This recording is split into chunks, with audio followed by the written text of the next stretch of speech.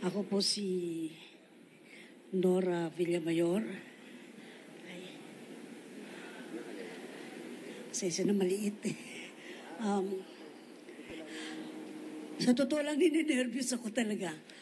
Hindi ko po inisip na mapunta ako dito na magsasalita sa harap ninyo.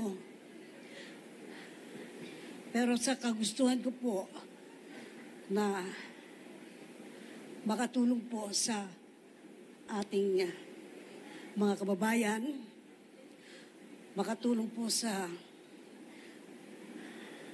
mga kasamaan ko sa industriya ng musika, industriya ng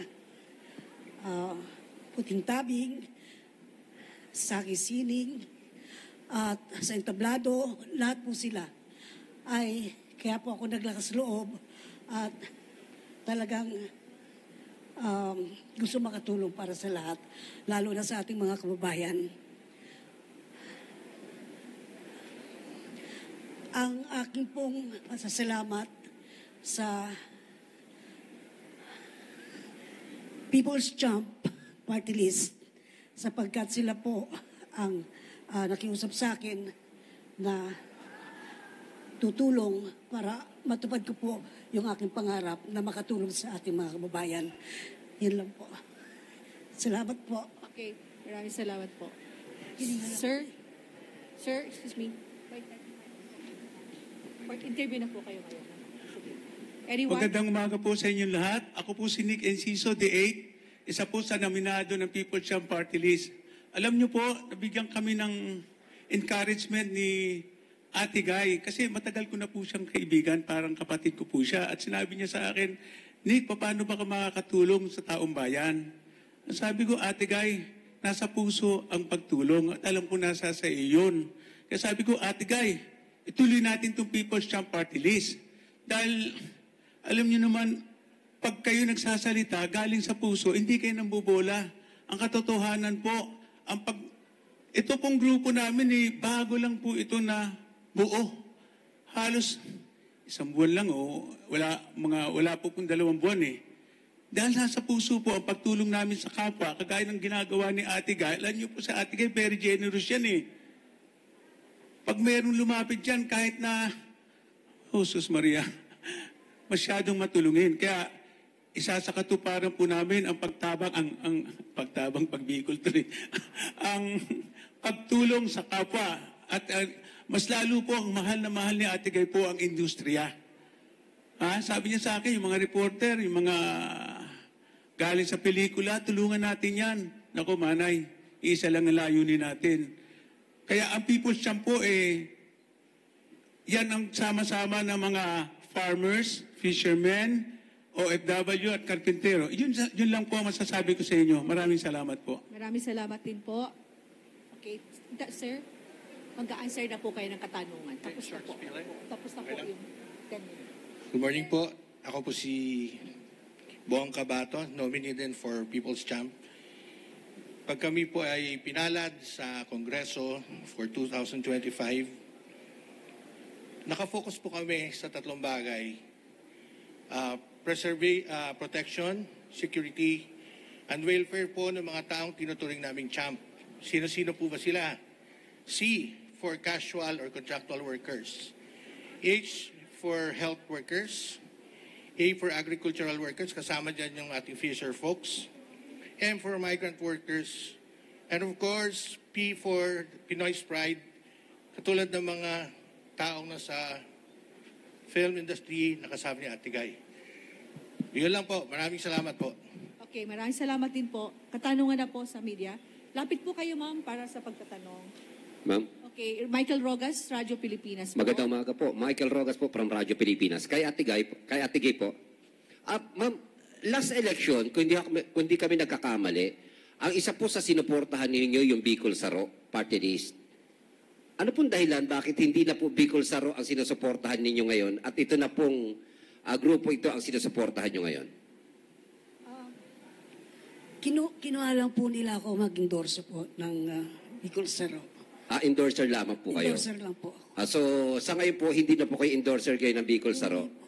Kayo po ngayon, ay ano po kayo ngayon? Endorser po kayo o supporter po ng grupo pong ito? People's Champ po kami. Apo. Kayo po ay endorser din po na People's Champ o supporter? Paano po? Nominee po. Kayo po ay first nominee? Second nominee. Second nominee. Opo. Kung sakasakali po mananalo bilang party list, bilang second nominee, at kung kayo po ipapala rin na mapasama, ano po yung pangunahing gagawin po ninyo sa Kongreso? Para sa mga sa industriya po ng pelikulang Pilipino, yung mga kasamahan ko na mga artista, yung mga maliliit na mga nagtatrabaho sa industriya ng pelikulang Pilipino, sa musika, at siyempre po, lalong-lalo na po sa ating mga kababayan na talagang kailangan nangangailangan ng tulong, yung mga mahihirap po. Ma'am, for the longest time, marami po mga humihikayat sa inyo noon na pumasok sa politika. Meron po mga humihikayat sa inyo, kumandidato kayo senador at kung ano pa po mga posisyon. Pero hindi po ninyo tinanggap yon sa mga nakakaramang eleksyon. Pero ngayon, ano po yung dahilan? Bakit tinanggap po ninyo ang pagiging second nominee at hindi po first nominee ng People's Champ Party List? Para lang po makatulong. Para talaga po makatulong sapagkat yun po talaga yung pangarap ko noong araw pa. Yung makatulong sa ating mga kababayan. Dahil galing ako sa hirap. Kaya aram ko po kung ano yung pakiramdam ng isang ng ating mga kababayan, lalo na sa mga nangangailangan ng tulong.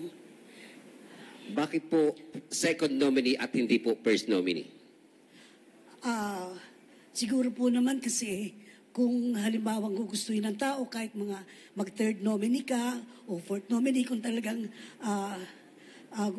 iboboto ka ng tao, iboboto ka po ng tao. Alam niyo po, bakit po naging second nominee si Ate Guy?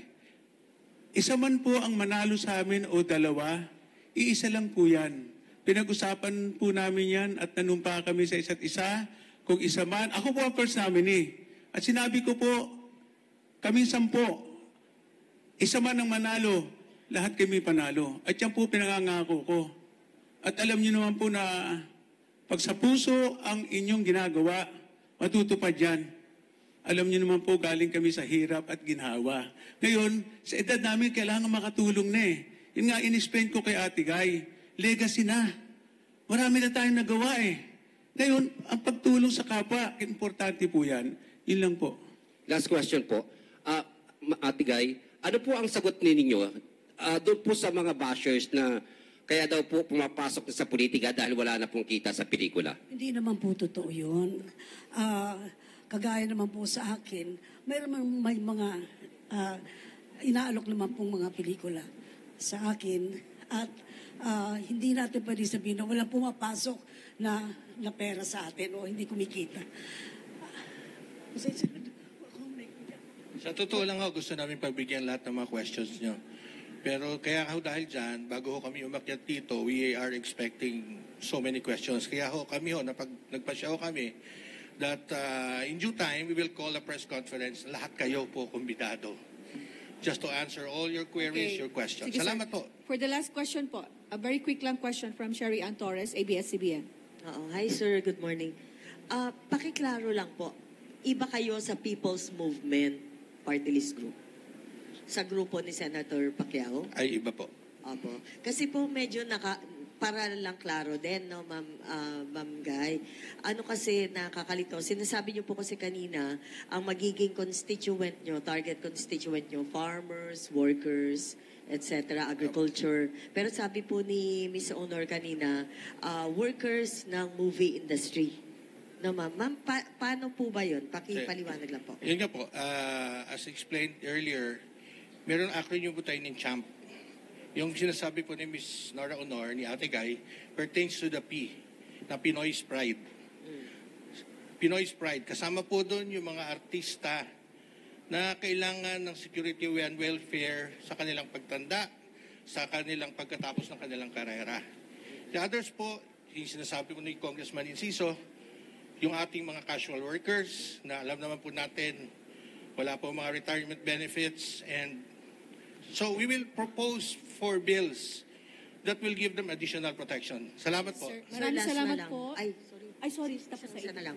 Ma'am Guy, pakiano lang. Kasi po ang Kamara, sobrang, alam nyo naman, ang Kongreso ay sobrang komplikado na institusyon. Marami po dito yung mga complicated din na discussion at yung mga pinag-uusapan po na issue at kung ano-ano pa. Ano yung paghahanda na ginagawa po ninyo sakali na manalo kayo? Dahil second nominee, malaki po yung chance yung manalo kayo ng seat. Ano po yung mga paghahandang ginagawa po ninyo para sa possibility na eventually maging party list congresswoman din po kayo? Yan nga po, as explained by our first nominee, hindi po namin pinag-uusapan ngayon kung first nominee ka, second nominee ka, o 10th nominee ka. We will work as one, magtutulong-tulong kami. Regardless kung anong seat number mo, we'll treat everyone as part of People's Champ who will get that seat in the lower house. Paano po ninyo inihahanda si Miss Nora Honor sa isang complicated o isang mahirap na institution para magtrabaho? Well, physically po, si Ate Guy po ay ipofocus namin doon sa P, yung sa champ. So, masterado niyo po yan. So, yun po yung mga bagay na kaya niyang i-address even sa biglaang tanong. So, doon po siya magpo-focus. Okay, sige po. Maraming salamat. Tapos lang 8 minutes po. Salamat po. Maraming salamat po.